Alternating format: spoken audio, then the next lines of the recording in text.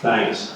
I feel, because we're in Montreal, I should say one sentence in French. Je suis très content d'être ici. Je remercie à Besson pour tout ce qu'elle a fait. Pour tout ce qu'elle a fait, excusez-moi. Most of the discussion about international tax avoidance here, I think, has concerned activities by corporations to pay tax on their incomes at a very low rate. The other principal source of international tax avoidance is investment of private individual wealth in offshore accounts. So I'm going to talk about that issue exclusively. There has been for decades evidence that a lot of private wealth is held offshore. One of the sources is if you look at a compilation of worldwide assets compared to worldwide liabilities, there's a big gap between liabilities, what's owed, and assets, what's owned. And in fact, they should be equal because liabilities of individuals are all owned to other individuals or companies. The only other possible explanation for the gap between liabilities and assets might be if we borrow money from extraterrestrials. But absent that possibility, there's a big gap, something's missing. Now, this February, an economist named Gabriel Zuckman released a study. His estimates are probably low, but by analyzing bank data, he estimates that there's over $7.5 trillion in private wealth held in offshore accounts. And by an offshore account, he means a resident or a citizen of one country holding private wealth in a financial institution in a different country from the country in which that person lives, or is of which that country is a citizen.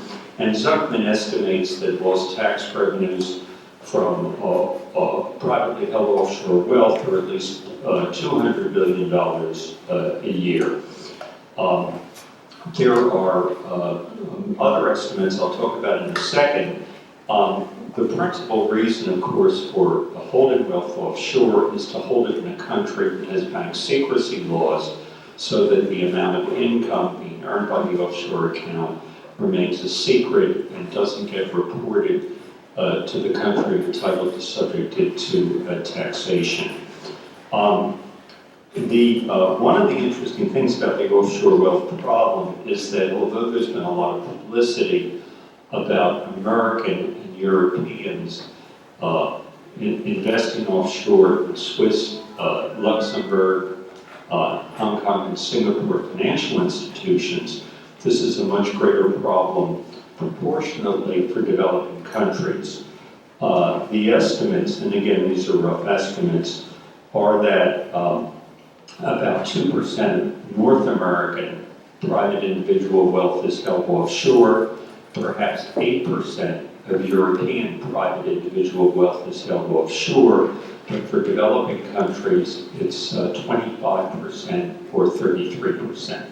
So a much larger proportion of the private wealth of developing countries is held offshore, presumably in secret bank accounts, so that the income generated does not get reported and taxed.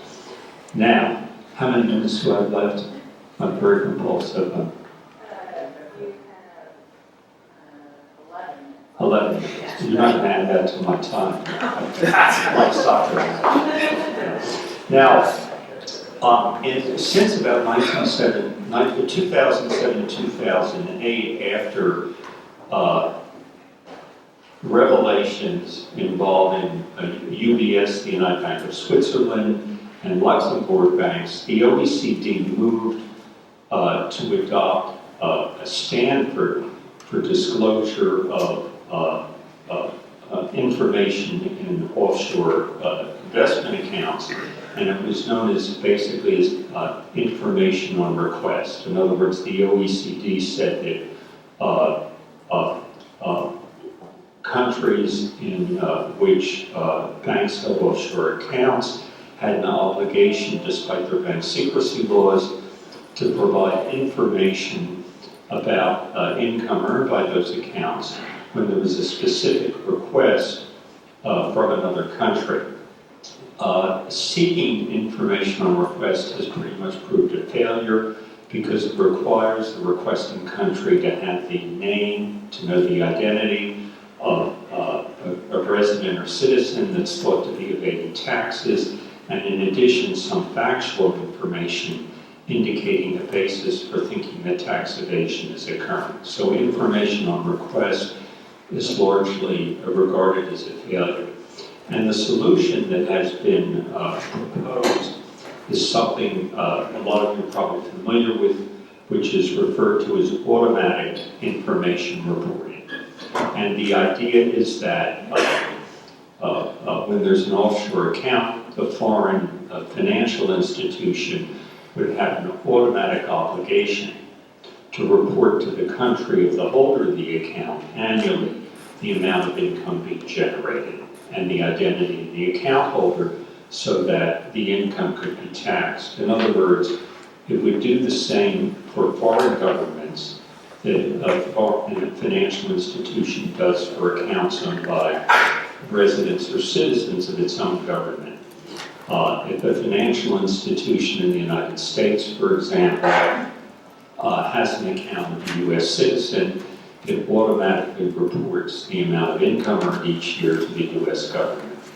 And under automatic information reporting, it would have a similar obligation for an investment account owned by a foreign citizen. So that's the idea of automatic information reporting. Now, what progress has been made on this? Well, there are a couple different developments. One is the U.S. Congress, as most of you probably know, has passed a statute known as, by the acronym FATCA, the Foreign Account Tax Compliance Act. And FATCA requires foreign institutions holding you with U.S. account holders to report annually the income earned by those accounts to the U.S. government. The institution of FATCA has begun to lead to reciprocal agreements between the U.S. And a number of other governments. In addition, the G5 and the G20 have called in principle for the implementation of automatic information reporting.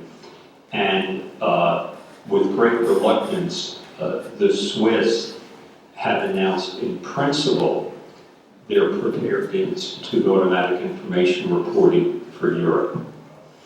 But none of these preliminary moves have really done anything to institute automatic information reporting for the foreign bank accounts held by citizens of developing countries.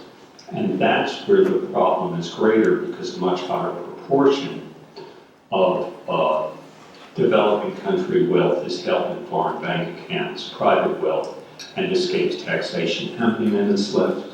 6.5. 6.5. Now, okay. Maybe in an ideal world, there would be universal automatic information reporting, so that any time an individual puts funds into a private financial institution, that private financial institution will automatically report to the resident's country the amount of income earned every year. But if we adopt that kind of regime, it raises a possible human rights problem. And I haven't seen anything written about that problem, and I haven't seen anything proposed in the way of a solution. And I'm hoping maybe the people in this room can help think about it. And it arises in the following context. Let's assume we've got automatic information reporting adopted worldwide. Should financial information about an offshore account be provided to a government that is oppressive, brutal, and a systematic violator of human rights? Would you, for example, want to require Swiss banks to report to the Assad regime income and assets of offshore accounts of Syrian citizens? You might reasonably not want to provide the Assad regime, to take this example, with the ability to collect additional revenue and finance its oppressive practices. In addition, an oppressive regime might use the information to persecute its critics. For example, I'm not so sure I feel comfortable with Switzerland automatically reporting to President Putin information about the income in Swiss accounts held by prominent Russian citizens.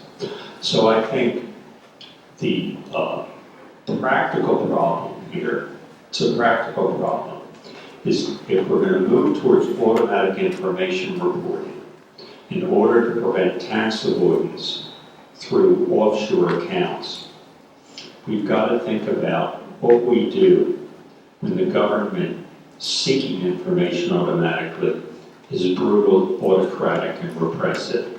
There needs to be a mechanism somehow for determining when automatic reporting ought not to occur for human rights reasons. I'm going to stop early. Thank you.